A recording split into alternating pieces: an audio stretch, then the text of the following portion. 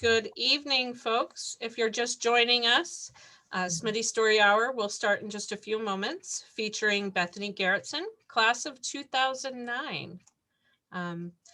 As always, if throughout the session you have any questions, if you would just pop them into the Q&A or into the chat feature. This session is being recorded, and I remembered to hit the button. Let's see. If you would also share with us in the chat your name, of course, your class year if you happen to be an alum, and where you're joining us from. What else can I tell you? The Smitty Story Hour series has been brought to you by the Paul Smith College Alumni Association, sort of our way of keeping our Smitties connected to Paul Smith while we have to stay socially distant. Hopefully not for much longer. We're getting close, Bethany. Yeah. Yeah. So again, it's the Smitty Story Hour.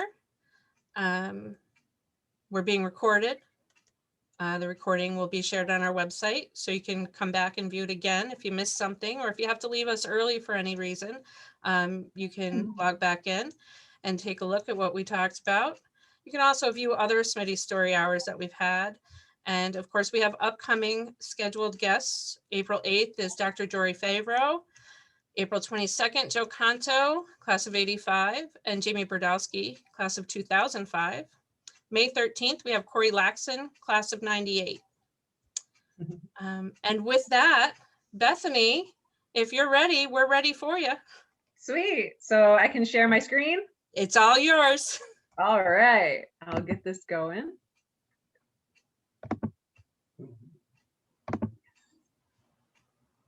Hi, everyone. Great to see you. See how this gets going. One more Zoom of the day right here.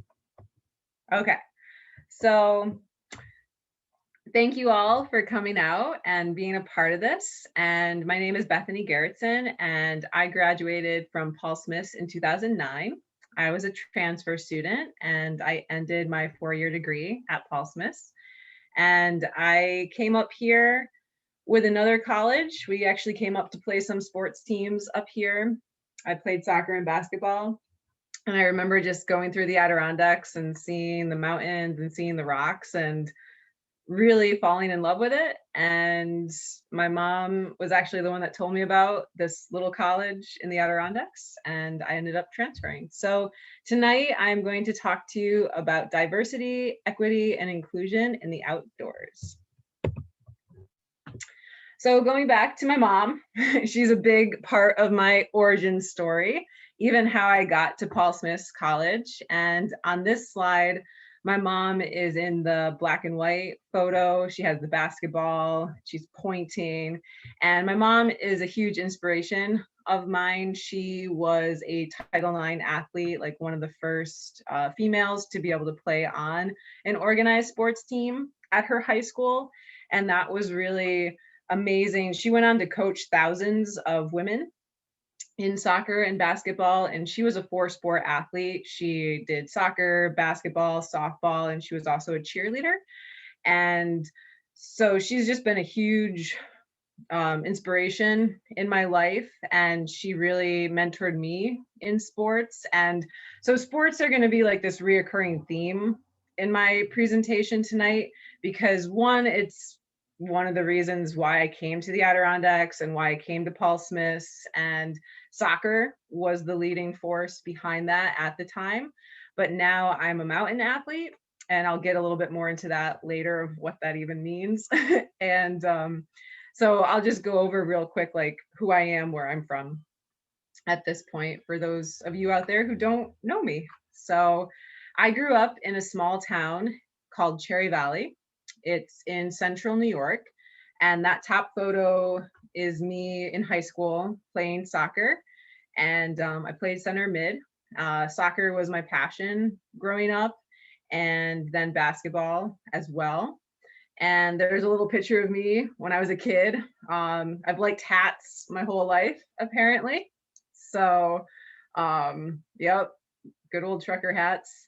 And today I teach at Paul Smith College. I'm really proud to teach there. I also teach a course for Clarkston University, and I do side projects as well with some nonprofits, and I also do some writing.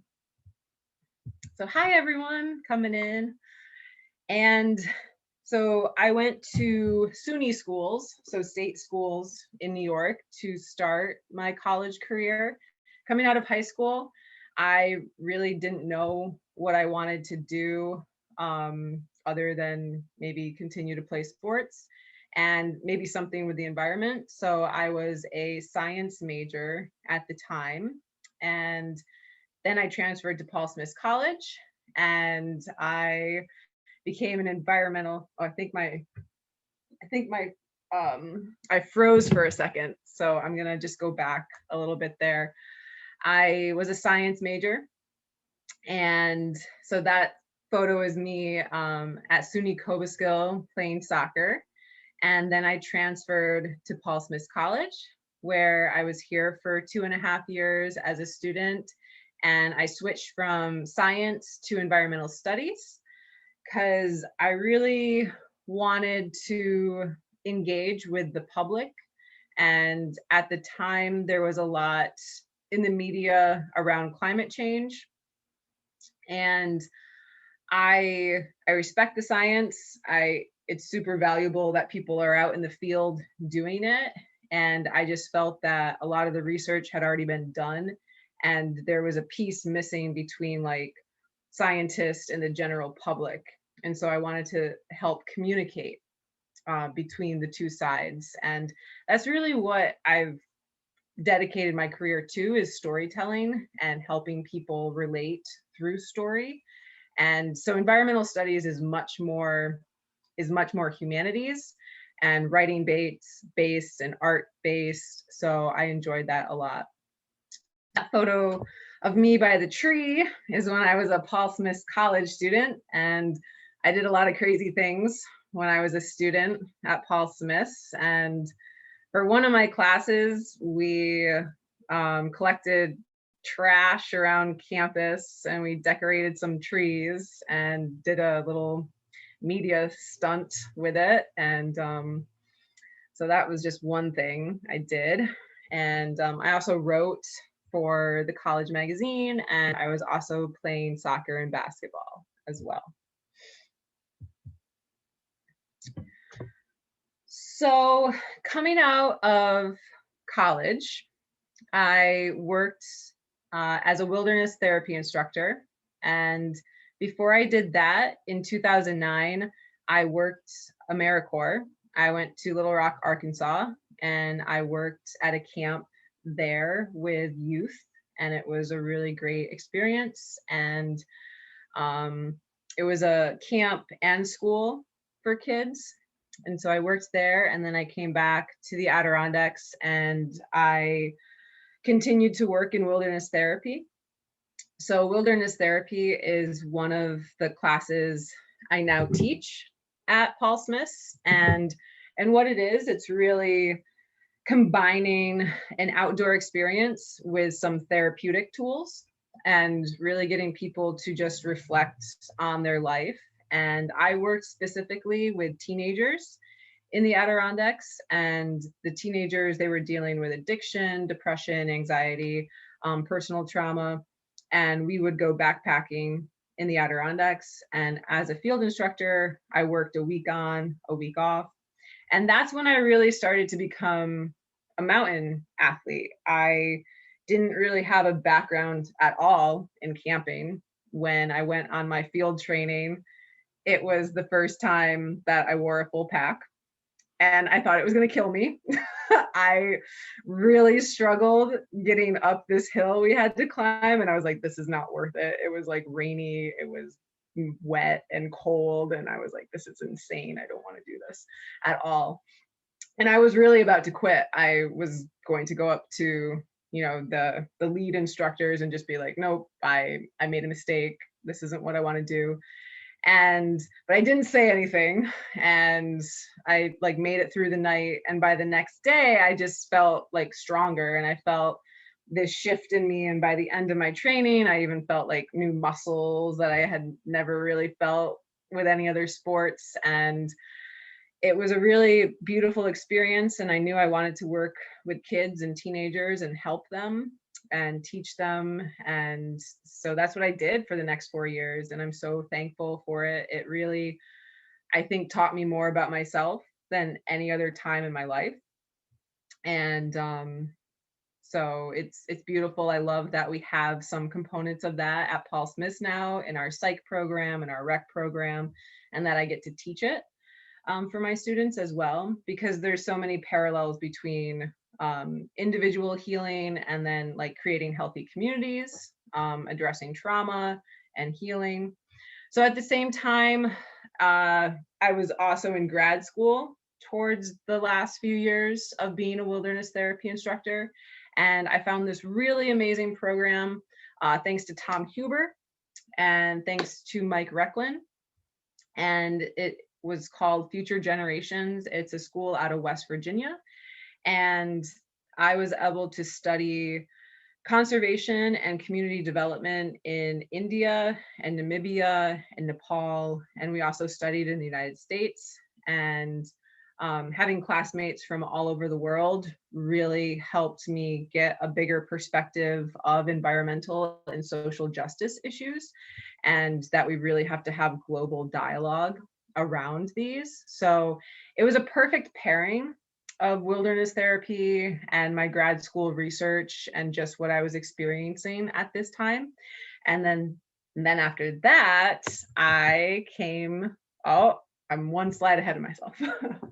I eventually get to Paul Smith to teach. But before I do that, still in grad school, I started to focus more of my research and work on women empowerment and community development, and looking at the countries we were going to and what was going on for equity for women. And so, a lot of heartbreaking stories around the world.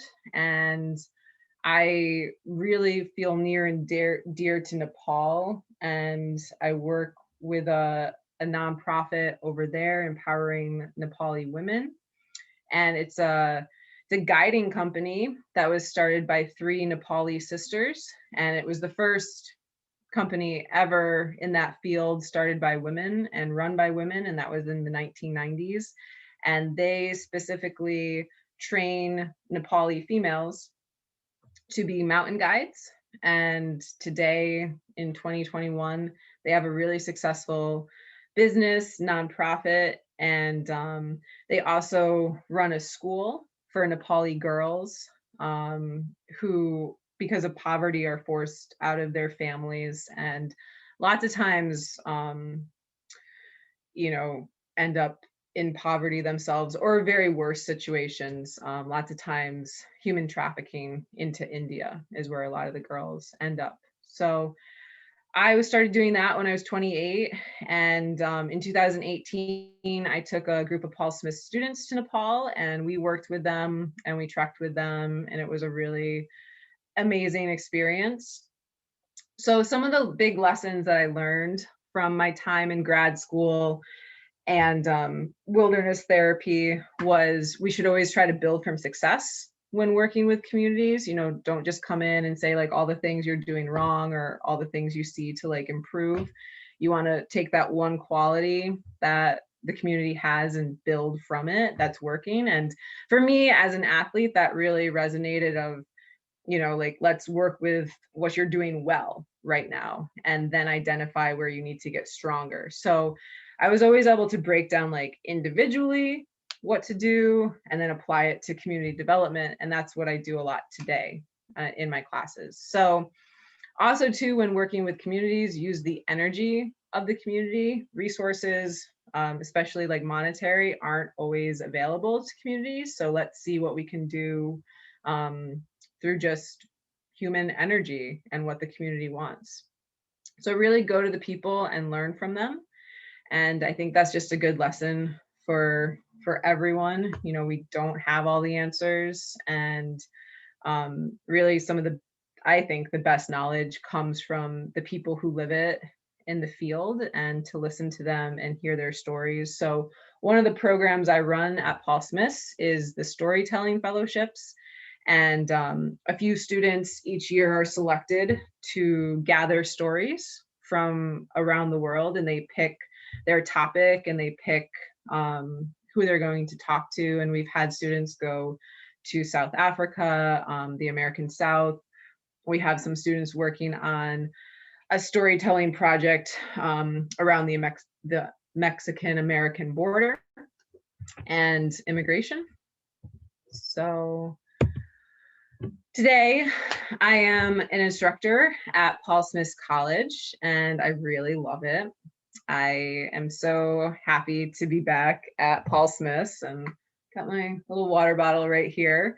Not gonna lie, I love teaching at Paul Smith's way more than when I was a student there. I think I struggled a little bit with college and just being motivated to go to class and all that fun stuff. But I really enjoy it today. And some of the classes I teach are Adirondack Studies, which is like an Adirondack history course with the freshman students. And we go out into the field. I teach them a bit about the woods and the Adirondacks and the history. And we do some hiking. And then I also teach diversity and inclusion by design. And that's an exploration into the outdoor industry and the history of it, and how it's been a pretty exclusive field for its history. I also teach therapeutic recreation, which I've talked about a little bit.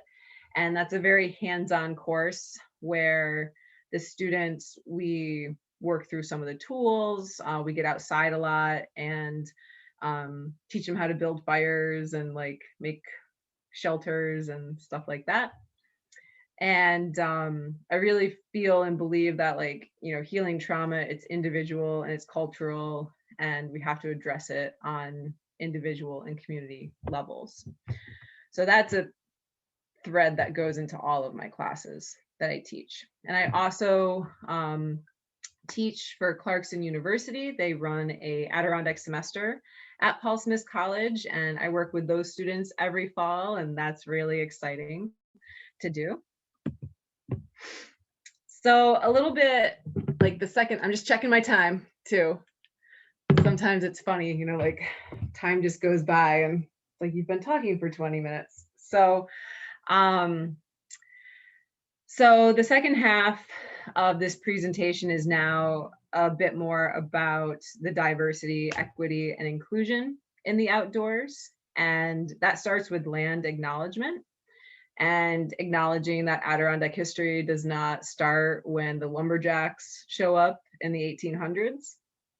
And unfortunately, a lot of history textbooks are written in that way of, you know, the Adirondacks were this wild, remote place that no one lived in, no one really used other than natives, perhaps for some hunting and fishing, but they didn't live here.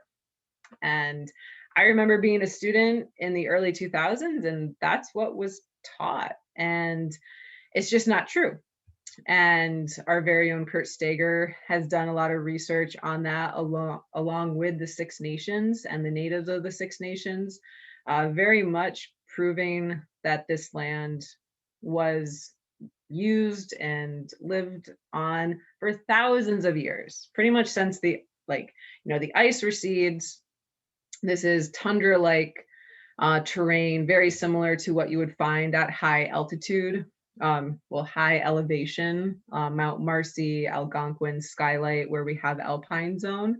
So you have like a very shrubby tundra. But once the ice receded, you know, people lived here, and they were hunting and they were fishing, and there's a lot of evidence of that. So Adirondack history starts with land acknowledgement of the Haudenosaunee, and that's people of the Longhouse.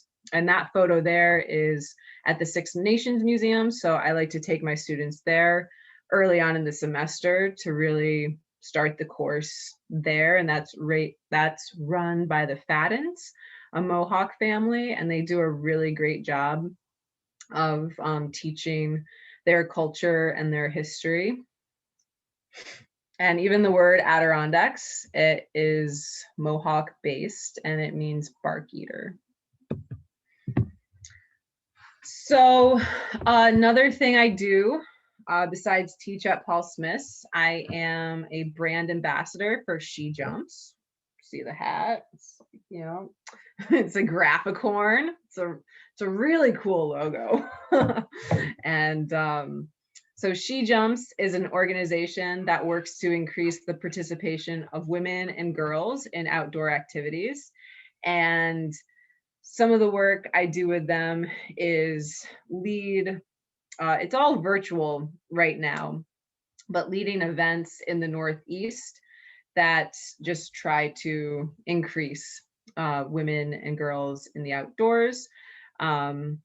And that top picture is my friend Anu, that is in Namibia on the Atlantic side of Namibia. So I thought that was cool, like, you know, the Atlantic reaches all these different places. And then that other photo was also taken in Namibia as well.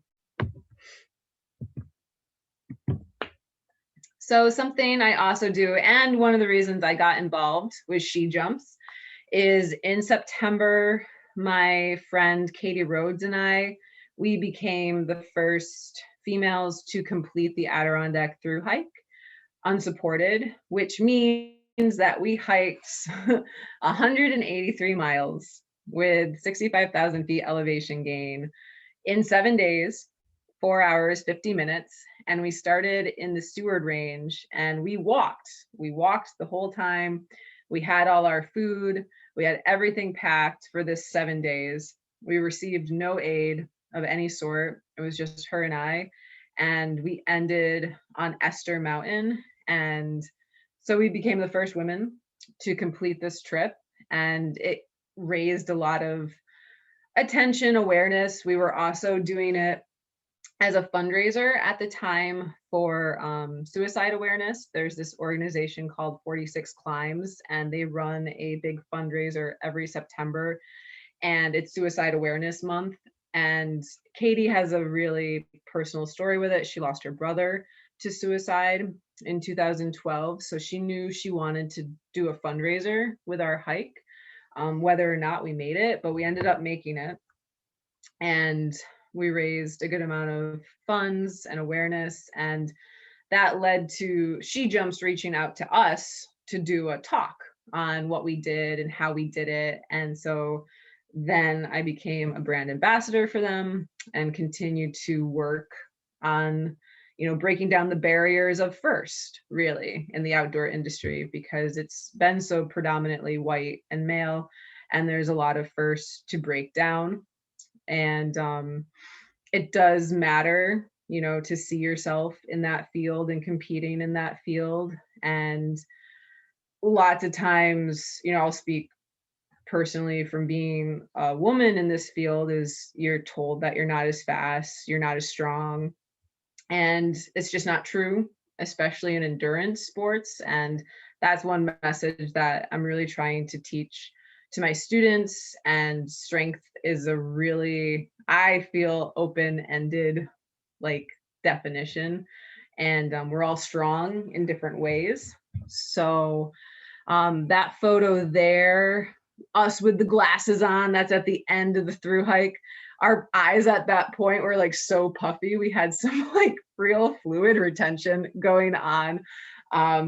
And it was kind of hilarious. As soon as our bodies were done hiking after that 7 days, like we just kind of began shutting down a little bit. Katie's legs like got really, really puffy. It was hard for her to walk like a few weeks afterwards.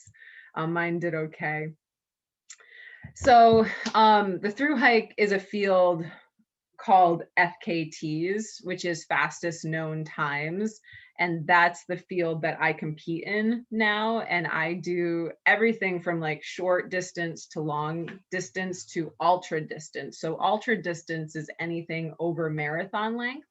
So anything over 26.2 miles is considered an ultra. And that's the field I really like. I feel like I get a little better the longer it gets, a little bit harder it gets.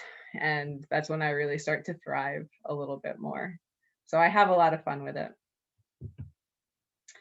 And yeah, at this point, I am pretty much done. And I feel my ending message here for everyone is, you know, be a part of this movement, this this new age in outdoor rec and outdoor education, and help it be more inclusive, help it be more diverse.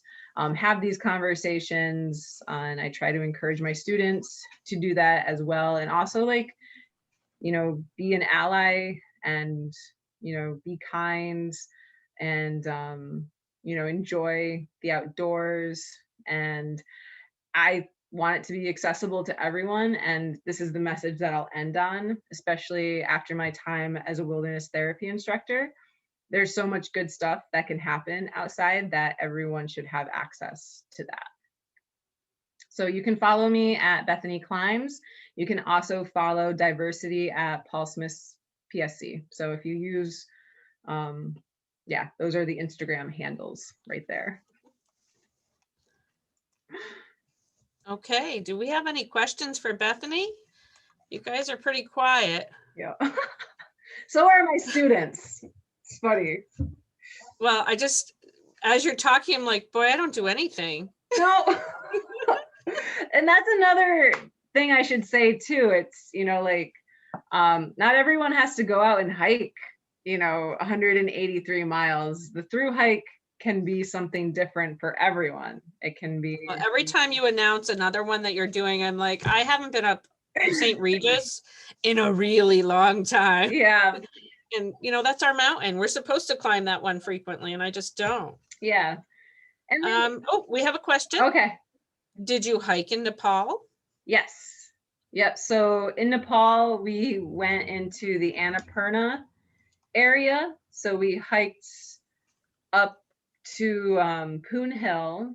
So that's about 10,000 feet elevation. And when I was in Nepal, I hiked in towards the Annapurna base camp area. So I've been to Nepal a few times, and I hope to do some bigger mountains in Nepal as well. And hopefully we'll be going there with maybe a collaboration of St. Lawrence and Paul Smith students in 2022, hopefully. Excellent. Yeah, hopefully. Yep. That'd be great. So what other hikes do you want to do? What's your big one you want to do? What's the biggest thing you want to do? So what I have coming up this summer is going after the 46 supported fastest known time. So that in that scenario, I get to be paced, I get to be resupplied on trail, so I can go really fast and light, like, and so that record is 3 days and 5 hours for, it's about 150 miles. So you have to be putting down about like 50 miles a day. And so that's the one I'm going after this summer. Okay. All right. Yeah. And when you say supported, what does your support team look like? That's a great question. So it's really pretty organized if you want to be successful at it, because really everything has to go right. And so for me to hit my paces and my splits and my times, you know, you have to have people at certain places on trail. And so the woman I did the thru hike with, Katie Rhodes, like, we're besties now, and she's going to be my coordinator. She is my coordinator. And we have like an Excel sheet with like the splits and the times, and then who's going to come in when to pace with what gear. So it's really like, it's the end of March now, and we're actively in training. We're trying out all these systems. Like, it's why we get out in the field a lot together, so we can just keep working together. You know, she knows me really well. She knows when I might be tanking or I need some like food or, you know, like right. to drink more. So it's really, there's a lot that goes into it. And then, you almost need a support team for your support team, because they're putting in long miles with you as well, and they need rest. And it's setting up camps and setting up resupply stations, and then having like medical support for taping and stuff like that. So Awesome. yeah, that's the big one right now. Is crowding in the high peaks an issue when hiking for speed? Ooh, that's another Yeah. good question. Yeah, it definitely is. It is. There's some areas that I don't go to at certain times just because it's going to be really crowded. So we're going to try to hit we're going to try to hit different sections at different times.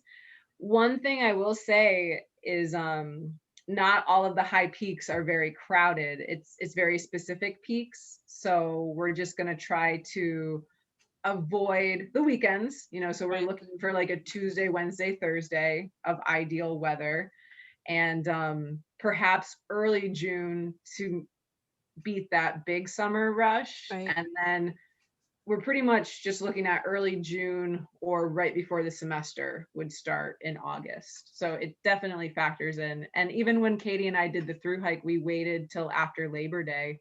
Right. For there to be, yeah.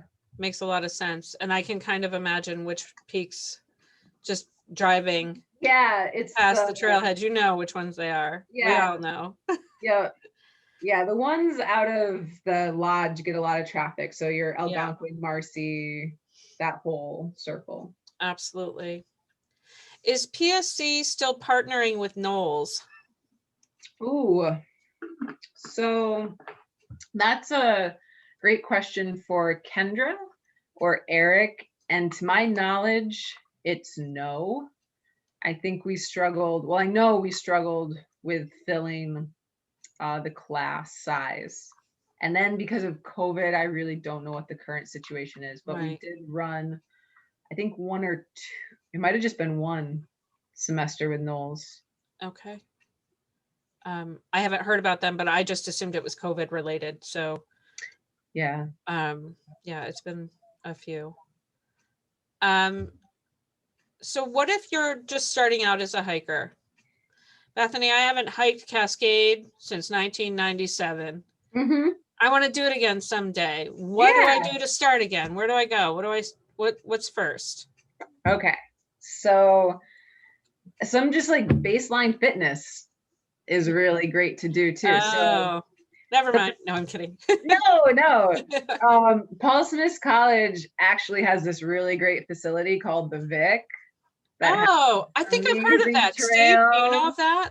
And when I was training for the thru hike and other stuff I've done, you don't always want to be on that real steep elevation. So some of your more mild, gentle, like rolling, start there and start doing a few loops, maybe 3 miles, work up to 5 miles. And then I would recommend doing the Saranac Sixer. So Mount Baker, St. Regis is one of them, Haystack, Mackenzie, Scarface, and there's the LP Niner. Okay, I've heard that one. It's the Sixer plus 3 more, yes? Is that right or wrong? Yeah, so there's ampersand in the Sixer. So St. Regis, ampersand, Baker, Haystack, Mackenzie, Scarface. And then the LP Niner is a few of the smaller mountains around Lake Placid. Okay. Yep. So that's where I would start, and find a friend who is going to keep you accountable and will get out with you. And because it's also, you want to feel safe. You want to have your systems in check and go on nice days to like get those hiking juices flowing again. Is that Sirens near you? Yeah. I've been looking out the windows. I'm like, I'm not seeing anything here. I'm at Paul Smith. So I'm like, there's nothing happening here. Yeah, that was here. Crazy to hear sirens. Crazy. That's keen. Really? Yeah, we actually get a few here. Yeah. Yeah, the fire station is right up the road. Of course. Nice firehouse they have now. Yep. Yeah. All right, folks. Well, I'm not seeing any more questions come in. If you want to know any more about what Bethany does here on campus or about taking a hike, I'm sure you could reach out to her here, or you can reach out to me in the alumni office and I'll put you two in contact. Yes. Steve, did you have anything you wanted to add or? I just want to thank Bethany. That was wonderful. So thank you very much. You've got quite a few stamps on your passport, I can tell. Yep. Yeah.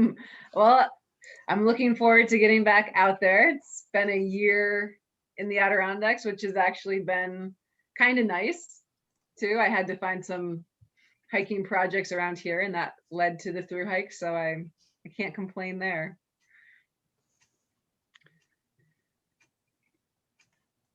Are you still with us, Steve? Oh, I Yes. thought you froze.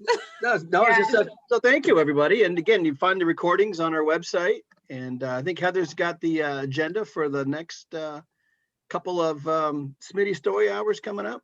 Sure. So the next one coming up, we have Jory Favreau on April 8th. Watch your email and social media. We'll be announcing that or inviting you. Oh, wait. Oh, we have a thank you. I thought we had a question. Yeah. Thank you. Thank you, everyone, for joining us. Thank you, Bethany, for being here with us tonight. It's always good to have another alum on the Smitty Story Hour so we can outnumber Steve, of course. But I'm a Smitty wannabe. Yep. You can still go. I know people in admissions. So usually at the beginning of this, Bethany, I don't know if you've caught it, but I usually call out to people that I recognize their names. So Amy and Jay Harridan, class of 84 and 89, over there in Vermont, counting down the days till they come to watch their son graduate this May 8th. That's exciting. It's very exciting. And I'm so glad Jay's home tonight. He's missed a couple of these. Ron Perlick. Now, Ron, usually a couple weeks from now, you'd be on your motorcycle heading towards us to go to Sugarbush breakfast. Unfortunately, we won't be having that this year. But if you come up, I'll meet you in town and buy you breakfast. Homer Reese, class of 68 in Portland, Oregon. Who else do we have? Oh, Karen and Peter Frank, class of 83 with their dog Rocket, of course. See, I got to scroll back. Steve Frederick, who's that? Bob Knapp in Connecticut, class of 73. I don't think Bob's missed any of these stories. I don't think so. I think he gets the blue star, the sticker. I'm going to have to check our roster. I'm pretty sure Ron Perlick's made them all too. We're going to have to double check. Take attendance. All right. Well, thanks again, everyone. Thank you, Bethany. Thanks, Steve. And we'll see you next time. Thank you, everybody. Thank you. Have a good night. Thanks.